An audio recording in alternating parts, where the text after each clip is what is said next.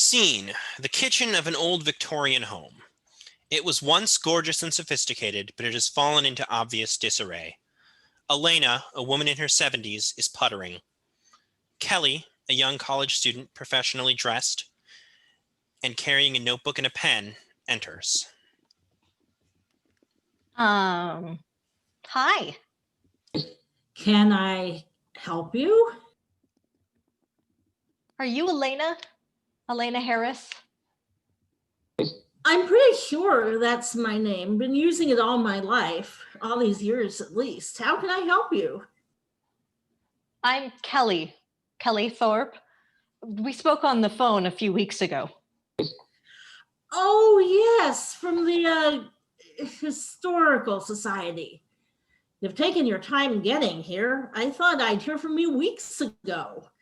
I don't have much time left, you know. Oh, I'm so sorry to hear that. Is it cancer? I'm not dying, far as I know anyway. I meant we don't have much time left to appeal the decision from your commission or whatever. Peter plans on demolishing this place in just a few weeks. Some foreign condo developers had offered him a disgusting sum of money for the land. The Massachusetts Historical Commission, and I'm afraid there's no appeals process. The commission just didn't find enough evidence to declare this house a historical site. And how would they have found any evidence if they never even sent anyone here to talk to anyone or look at the place? Your request never reached that point in the process. Our resources are fairly limited. We aren't able to physically investigate everyone who thinks something might warrant historical protection. I'm sorry, your reasoning just wasn't compelling. Then why are you here now? You don't have the resources to send someone to investigate, but you can send someone to come to tell me to shut up? Well, actually, I'm here on my own time. What do you mean? Well, actually, I'm just an intern at the commission. I get coffee, sort the mail, that sort of thing. I'm studying history right now at Northeastern, and I saw your letter. I mean, like I said, I sort the mail, so I kind of saw each of your letters coming in, and eventually Mr. Garrison told me to stop giving them to him, so I started saving them and started reading them, and then I got curious, so I went and found the first ones you sent a few months ago. You have to understand, Mr. Garrison is not a whimsical man. What does that have to do with anything? I mean, he gets all these letters from places where Paul Revere slept once, or where JFK used to get a hot dog, trying to justify why they should be historical landmarks. And with those, there's a whole procedure for validating the claims and determining if they're relevant. But the stories in your letters, there's just no procedure for stories like that. They're not stories. It's the truth. I cross-checked some of the dates in your letters with local newspaper headlines and letters we have from some prominent families living in the neighborhood around the same time, even some correspondences from your old employers, the Christoffersons. I was looking for anything that might validate some of your more outrageous claims. And did you find anything? No smoking gun, nothing solid enough for me to show my boss if I wanted to be taken seriously. But you found something. The women in this family have absolutely dominated the Cambridge and all Massachusetts amateur pie baking competition. There was even a petition that they be banned from continuing to compete. You see, I was telling the truth. All that means is that a family was good at baking pies. Maybe they just had a secret recipe, or they bribed the judges with their enormous wealth. Both of these are a simpler, more logical explanation than immortal fey creatures with a knack for hot water crusts. But the Polaroids. It's a lawn gnome in a glass case. Well, surely you must have found something beyond the pies. A series of letters exchanged between Roger Christopherson and the curator of the Arnold Arboretum involving a donation of a unique species of begonia, which apparently failed to thrive in the Arboretum. A botanist studying it noted that he couldn't find any reason it hadn't survived. But it's a pretty big leap from that to... It was too far from the brain plant. It wants to expand, but it has to do it slowly. It tried, but it couldn't keep the connection without the other babies. From that to a telepathic alien begonia. I can show it to you. It's in the conservatory. Well, the brain plant is. There's babies all over the house, like this one. I'm sorry. It just looks like a normal plant to me. Of course it does to you. It takes weeks before you can see them for what they are. And of course, by the time you've been around one for long enough, the spores have infected you. I only avoided it because... Because? You know how old I was when my mother started working for the Christophersons? Not precisely. Employment records were one of the things I was 8 years old. Peter's father was a few years older than me, 14, I think, and he was the youngest in that generation. The Christophersons who hired my mother were his grandparents. But anyway, it's important, you know, there were no other children in the house at the time. Why is that important? 2 reasons. First, the brain plant uses spores. If you spend any time around the plant, the spores will make you want to help it grow, help it spread. You see? But they don't work on children. And if you're exposed to them as a child, they'll continue not to work on you as an adult. The botanists who studied the sample don't make any mention of these spores. I actually found a journal from one who visited Roger Christopherson to see his famous begonia in 1937. Took me weeks to track it down. It was disappointingly normal.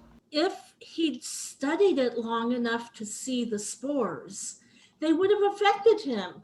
And if they'd affected him, he wouldn't have wanted to write about them because that would endanger the brain plant. What's the other reason? The gnomes, child. The kitchen gnomes only expose themselves to children because they know when the children grow up, they'll think they just imagine them. Just a story, just a fun little story they made up. But I know better. They didn't fool me with that one. But you can see why Mr. Garrison didn't take your letters completely seriously. I captured one, you see. After I moved back here as an adult, I knew they hadn't just been my childhood imagination, and I set out to prove it. It took months. It's not like trapping a mouse. They're intelligent creatures, and they're used to being crafty. But I caught one and forced it to expose its secrets. But you must have been able to find stronger evidence than... I sent you Polaroids. That's what we had in 1973. I'm sorry, we didn't all have cameras on our phones that we could record video. Well, you have one now. You have one now. I don't. And even if I did, I wouldn't know how to work it. And even if I didn't know how to work it, and I showed you a video of a kitchen full of gnomes, you'd just say it was a trick. All kinds of doctored videos floating around on the internet. Well, can I meet them? The kitchen gnomes? It would certainly be the kind of solid evidence that might convince Mr. Garrison to give this place another look. They're not very trusting. I don't think they'd show themselves to a stranger. Miss Harris is, as you suspected, quite crazy, probably schizophrenic. I see no reason to save this house from demolition. All right, hold your your horses, hold your horses. Let me try and talk to them. Do you mind waiting in the hall? A drawer opens and Tarragon, a kitchen gnome, emerges. Another gnome, Sumac, then pops out of the cabinet. They are hand puppets. It's okay. We heard everything. Well, this is very forward for you. Yeah, desperate times. Desperate measures.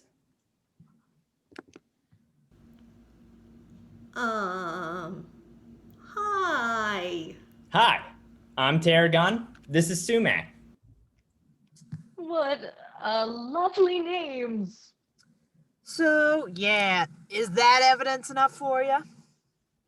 Well, I think this goes a little bit beyond a historical commission. I mean, we're talking about a hitherto unknown second sentient species on Earth that's... I have no idea who we call about that, but it's definitely at least a federal agency of some kind. I told you this is how she'd react. Look, we're not going to go public, kid. If that's what you were hoping for, forget about it. Yeah, we're not going to get poked and prodded by a bunch of scientists. That's not happening. Well, if I can't tell anyone about you, what good is showing yourselves to me? We don't know too much about what's going on in the outside world. We just see what's going on the TV. But we do know two things. One, we like living here. And we don't think we'd be like living in luxury condos so much. We might. We might, it's true. Don't know how much the people who would be living in them would really cook, but it's not about us. It's not. It's about the brain plant. No way it survives being transplanted again. Not so soon after. What do you mean soon? The plant has been in this house since 1927, according to the records from... And That's only a long time in human terms. You know how little dogs tend to live longer than larger dogs? It's like that. And look, if it was just a cutting, that'd be one thing. But it's a whole, like, fractal situation. Like a fractal, exactly. Smaller and smaller parts and bigger ones going outwards. You follow? I really don't. The kitchen gnomes don't exist to help out in the kitchen. No, we just do that to pass the time. We like to be useful. And baking is fun. The real purpose of the kitchen gnomes is to protect the brain plant. No. Not to protect. Never protect. We're here to keep it from spreading and enveloping your planet. But if you want to keep it from spreading, wouldn't you want the house to be demolished? No! Remember what I said about the fractal? This brain plant is part of a larger trans-dimensional brain plant. Think of our species as gardeners. Sometimes a gardener has to prune a plant before it spreads its branches where they're not wanted. Yeah, if the brain plant is destroyed, another one will pop up somewhere, but we don't know where, and we might not be around to stop it. As long as we just keep pruning this one when it tries to spread, your planet is safe, you see? And by pruning, they mean poisoning the cuttings before people leave with them. Okay, and I cannot stress enough how far beyond my pay grade this is. Especially since I'm not actually getting paid at all, and also my bosses don't know I'm here. I do know that stopping a sale of property based on a historical preservation claim is a long, drawn-out legal process during which facts are found and information is revealed. So if you wanted to keep all this a secret, this was a terrible plan. Do you have a better plan? Peter, the son who inherited the house, why haven't the spores infected him? Shouldn't he want to protect the plant? Same reason as Elena. He was exposed when he was a child. And no one has tried to explain all this to him? He refuses to acknowledge that we exist. He thinks the kitchen gnomes are a form of psychosis. It's part of why he's so insistent on getting rid of the house, actually. This is a lot.